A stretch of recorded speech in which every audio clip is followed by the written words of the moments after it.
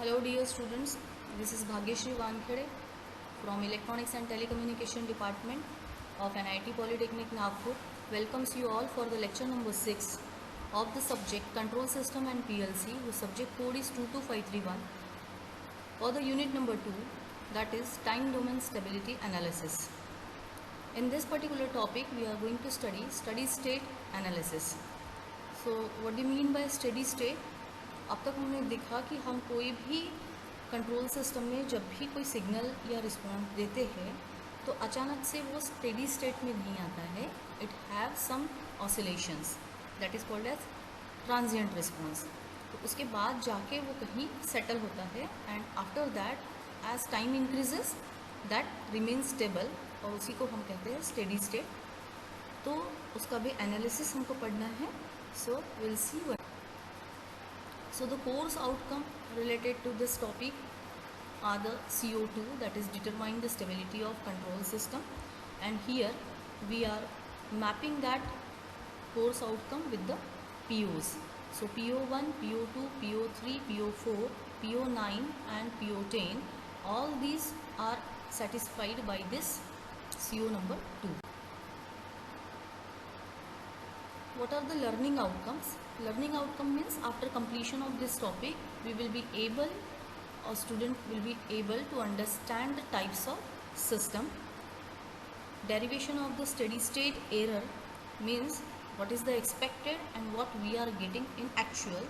That difference between the actual one and what we are getting is called as the error. उसके बाद you will be able to understand the steady state error and standard signal. कुछ standard signal से related steady state error कैसी आती है वो भी इस टॉपिक में देखना है. These are the types of system. Some standard forms, जैसे आप लोग मैथमेटिक्स पढ़ते हो तो आपको पता है कि कुछ फॉर्मूलेज ऐसे होते हैं जो स्टैंडर्ड बने हुए होते हैं और उसी फॉर्मूलेज में वैल्यू रख के हमको एग्जाम्पल्स सॉल्व करने हैं. Just like that in this transfer system, control system, कुछ सिस्टम के टाइप्स होते हैं और वो टाइप्स हम कैसे डिसाइड कर सकते हैं. The open loop transfer function of unity feedback system can be written in 2 standard forms, the time constant form and pole zero form. तो अभी हमने पोल ज़ीरो फॉर्म भी देखा है और टाइम कांस्टेंट फॉर्म भी देखा है. तो पोल ज़ीरो फॉर्म ऑलरेडी हम लोग पढ़ चुके हैं. पोल ज़ीरो फॉर्म में GS का जो इक्वेशन होता है that is written K S plus Z1 into S plus Z2, this is the polynomial equation, upon S to the power n S plus PL plus S plus P2, P1 P2.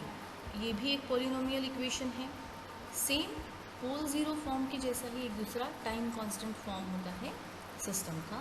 उसमें जो equation लिखे गए हैं आप थोड़ा सा difference check कर सकते हैं. Instead of this S we are writing here 1, Z की जगह पे हमने क्या लिखा है TZ1S. ये सारा सिस्टम को ऐड करने के बाद हम ये दोनों इक्वेशंस को लिख सकते हैं.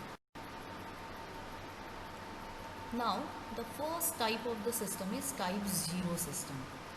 अब ये टाइप 0, टाइप 1, टाइप 2, इसमें सिर्फ आपको ऑब्जर्व करना है कि what is the basic difference in the formula. Formula is in time format, है ना. यानी जो भी स्टडी सेट पोल ज़ीरो वाला एक फॉर्मेट था और एक टाइम वाला फॉर्मेट था, तो टाइम फॉर्मेट में ही हमको लिखना है. तो डेफिनेशन पढ़ेंगे अभी टाइप 0 का. A control system with no integration in the open loop transfer function.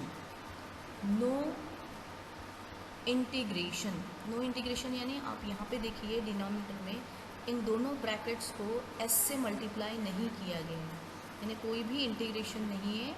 इसीलिए इसको कहा जाता है type 0, that is no pole and no integration. ठीक है, इसलिए इसको कहा जाता है टाइप 0. एम्पलीफायर जो सिस्टम्स होती है कंट्रोल सिस्टम की, वो इसका प्रैक्टिकल एग्जाम्पल है. Next are the type 1 system. Type 1 system में आप देखिए कि जो पहले वाला टाइप 0 का फॉर्मूला था that the same formula is there, just we are multiplying it by S. ये हो गया इसका standard form of type 1. A control system with one integration in the open loop transfer function and one pole of transfer function at the origin of S plane is designated as type 1 system. यानी एक integration रहेगा और एक pole origin of the S plane में रहेगा, उसको हम type 1 system कहेंगे. टाइप 1 सिस्टम का जो एग्जाम्पल है वो है न्यूमैनिक टाइप कंट्रोल सिस्टम, यानी जिसमें नंबर अल्फ़ाबेट्स यूज़ होते हैं. ऐसे कंट्रोल सिस्टम्स को हम टाइप 1 कंट्रोल सिस्टम कहते हैं. Now the type 2 control system क्या होता है. अब आप ये फॉर्मूला देखिए फिर से. The rest of the things are very same, but यहाँ पे हमने किससे मल्टीप्लाई किया है, एस स्क्वेयर, यानी with 2 integration. A control system with 2 integration in the open loop transfer function and 2 poles of transfer function at the origin of the S plane. Type 0 में एक भी इंटीग्रेशन नहीं था, ना ही कोई पोल था ओरिजिन में एस प्लेन के. टाइप 1 में एक इंटीग्रेशन था ओपन लूप में और एक ओरिजिन था एस प्लेन में. टाइप 2 में 2 इंटीग्रेशन रहेंगे ओपन लूप ट्रांसफर फंक्शन में और 2 पोल्स रहेंगे ट्रांसफर फंक्शन के at the origin of the S plane. So mechanical displacement system is a practical example of type 2 system. Mechanical displacement system का मतलब जैसे हम कुछ मैकेनिकली कोई चीज़ों को एक जगह से दूसरी जगह पे सरकाते हैं या हटाते हैं. These are the examples of type 2 system. Now this is very simple derivation of steady state error, and as far as exam is concerned, this derivation is very important. You just concentrate on this derivation. Here is the closed loop system we are drawing here. This is general form of closed loop system. RS is the input, this is the GS, this is transfer function in a gain of the system, that is CS by RS, और ये एक feedback दिया हुआ है HS, है ना. तो इन ES और GS का मल्टीप्लिकेशन यानी ही CS रहेगा. CS यहाँ से यहाँ जा रहा है, CS और HS का मल्टीप्लिकेशन यानी ही BS रहेगा. और BS यहाँ पे ऐड भी हो रहा है, सब्ट्रैक्ट भी हो रहा है विद द इनपुट सिग्नल, यानी RS और BS का जो कॉम्बिनेशन का सिग्नल मिलेगा that is nothing but the error signal ES. तो अभी हम एक एक करके ये सारा एरर सिग्नल के लिए ही डेरिवेशन हमको लिखना है. From the given equation ES can be return as, आप ES को देखिए, ES इज RS आ रहा है, BS भी आ ही रहा है, लेकिन BS का साइन क्या रहेगा, माइनस. तो RS माइनस BS. लेकिन BS की वैल्यू क्या है, BS is nothing but CS into HS. तो CS इंटू HS. अब ES का फॉर्मूला हम कैसे लिख सकते हैं, ES का ऑलरेडी लिखा हुआ है RS माइनस BS. तो BS की वैल्यू, ये जो वैल्यू है ये पुट कर देंगे यहाँ पे. तो RS minus CS into HS. लेकिन CS की वैल्यू हमको पता है, CS की वैल्यू क्या है, GS इंटू ES. तो CS is nothing but GS into ES. तो ये भी हम वैल्यू यहाँ पे रख देंगे इस इक्वेशन में. तो ES is nothing but RS minus GS ES into HS. अब RS की वैल्यू हम कैलकुलेट करने की कोशिश करेंगे. RS की वैल्यू कैलकुलेट करना है यानी ये जो माइनस टर्म है ये हमको इस साइड में लेके जाना है. तो ES plus GS ES HS, ये हो गया हमारा एक पूरा इक्वेशन. इसमें से ES कॉमन निकल रहा है, तो हमने ES को अगर कॉमन निकाला तो ब्रैकेट में बचेगा 1 प्लस दिस GS और ये HS, GS और HS. अब ES का इक्वेशन अगर हम फॉर्म करते हैं तो ES का इक्वेशन क्या रहेगा, RS upon 1 plus GS HS. तो ये हो जाएगा हमारा complete equation of the error signal. लेकिन ये एस प्लेन में है, ES में है. अगर इसको मुझे टाइम डोमेन में रिप्रेजेंट करना है तो मुझे लाप्लास इनवर्स लेना पड़ेगा. सो इन टाइम डोमेन हम अगर इस इक्वेशन को लेते हैं तो Laplace inverse of ES and is the expression of the error valid for all time. Steady state error जो होती है उसका एक स्टैंडर्ड फॉर्मूला है स्टेडी स्टेट एरर का, limit T tend to the infinity ET. अब ET की value हमको पता है, ET is nothing but Laplace inverse of ES. ठीक है. So from the final value theorem in Laplace transform ESS can be written as limit T tends to infinity की जगह पे अभी ये लाप्लास में कन्वर्ट करते हो तो S टेंड्स टू 0. और ET का फॉर्मूला क्या है, लाप्लास इनवर्स ES. तो उसको हमने एस डोमेन में कन्वर्ट करने के बाद वो हो जाएगा एस इंटू ई एस। अब स्टेडी स्टेट एरर क्या आ जाएगी हमारी, E S S is equal to limit S tends to infinity S E S, यानी यही वाला फाइनल फार्मूला हमने यहाँ पे लिखा है। और ई एस का हमने स्टैंडर्ड फार्मूला निकाला हुआ था are S upon 1 plus G S H S. तो ये वैल्यू अगर हम इस इक्वेशन में लिख देते हैं तो error signal with respect to time, steady state error can be return as limit S tends to 0 S into R S upon 1 plus G S H S. ये सारे डेरिवेशन की आपको अच्छे से प्रैक्टिस करनी पड़ेगी। जब आप एक दो बार लिख के देखेंगे तो ऑटोमेटिकली आपको पता चलेगा कि this is very simple derivation. Steady state error and standard signal. अब steady state error for step input, step input का इक्वेशन हम ऑलरेडी इसके पहले वाले यूनिट में लिख चुके हैं, है ना। तो स्टेप इनपुट का equation R T is equal to A U T, A की वैल्यू हमेशा स्टेप इनपुट के लिए 1 रहेगी। So taking Laplace transform R S is equal to Laplace of R T, ये ऑलरेडी हम पढ़ चुके हैं, A by S instead of A हमने आर देखा था यहाँ पे, आर बाय एस।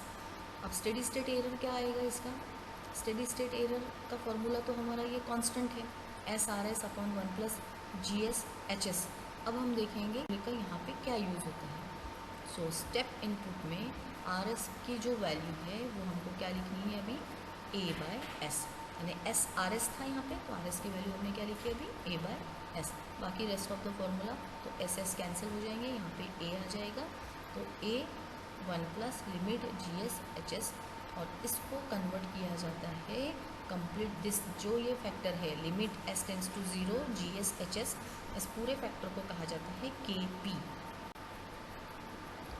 के पी का मतलब होता है the position error constant K P of a system is defined as, K P is nothing but limit S tends to 0 G S into H S. When the step input of the magnitude A is given in response to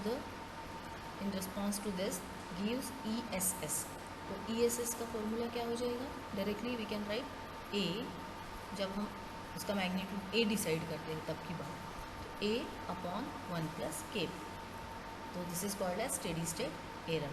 तो अब ये जो signal दिया हुआ है, हम जैसे ही respond करते हैं कोई सिस्टम को, वो कभी भी अचानक से स्टेडी स्टेट में नहीं जाता। First it will exhibit transient response and after that steady state में जाएगा। बट ये जो एक्चुअल वैल्यू से वेरिएशन आ रहा है हमारा, ये हमारी एक्चुअल वैल्यू है ये ए, लेकिन हमारी मिलने वाली वैल्यू कौन सी है, स्टेडी स्टेट कहाँ पे हो रहा है, नीचे थोड़ा। So that deviation is nothing but the error, और ये एरर डिपेंड करता है वैल्यू ऑफ के पी, के पी पे डिपेंड करेगा। अब steady state error for ramp input, तो रैम्प वाला सिग्नल का भी इक्वेशन हम लोग देख चुके हैं, that is nothing but A into T, है ना। तो ये टी ग्रेटर दैन 0 के लिए इंटू टी और टी लेस दैन 0 के लिए 0। सो taking Laplace transform R S, ये जो हमने लाप्लास लिया तो it is a by S square, तो स्टेडी स्टेट एरर आ जाएगा आप लोगों का एस इंटू आर एस। तो अभी आर एस की वैल्यू क्या रखनी पड़ेगी हमको, ए बाय एस स्क्वायर। ये में जब भी ये इक्वेशन में हम आर एस की वैल्यू रखेंगे ए बाय एस स्क्वायर, तो एस एस कैंसिल हो जाएगा, तो ये ए बाय एस हो जाएगा। अब हम इसको सॉल्व करते हैं, ए बाय एस, एस नीचे आ गया है ना, तो S into S plus S into जी एस एच एस।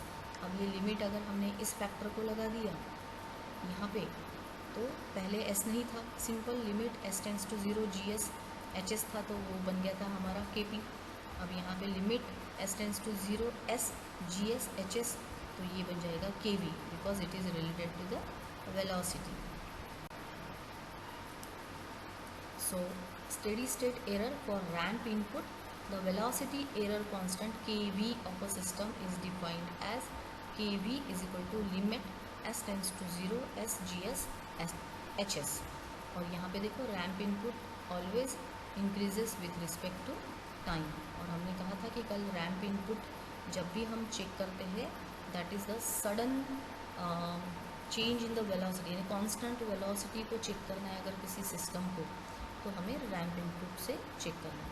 और जो एक्चुअली हमारा रिस्पॉन्स इस टाइप से आना चाहिए, बट हमारा रिस्पॉन्स हम जब भी देते हैं it is not like that, और ये हमको थोड़ा सा जिगजैग मैनर में मिलता है इन द ऑसिलेटरी मैनर। तो ये जब स्टेडी स्टेट में आ जाता है तो दिस इज़ द एरर। ये जो दो एरो के बीच में जो गैप दिख रही है that is nothing but the velocity constant. Now steady state error for parabolic input. Parabolic input किस लिए यूज़ किया जाता है? कांस्टेंट एक्सेलरेशन के अगेंस्ट में सिस्टम को चेक करना है उसलिए। तो पैराबोलिक इनपुट के लिए एक स्टैंडर्ड फार्मूला बताया था मैंने, AT²/2 है ना, और A/2 is nothing but the slope coefficient now here. So this formula is for t greater than 0, और t लेस देन 0 के लिए तो हमेशा 0 ही रहेगा।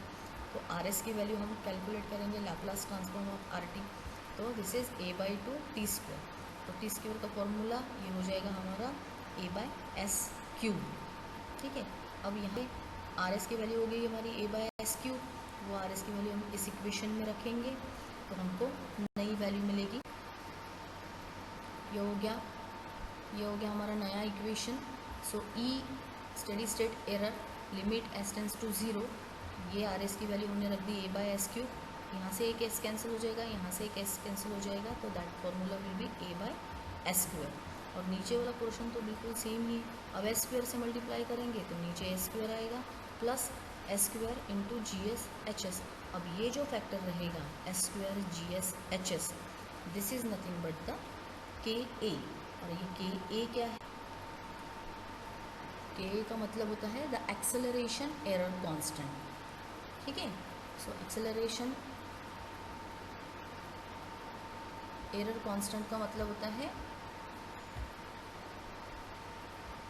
KA, और KA की जो वैल्यू है that value is limit s tends to 0 s² GS/HS। यानी हमने तीन फॉर्मूलेज देखे, KT limit s tends to 0 simple GS/HS, KV limit s tends to 0 s into GS/HS, और KA limit s tends to 0 s² into GS/HS।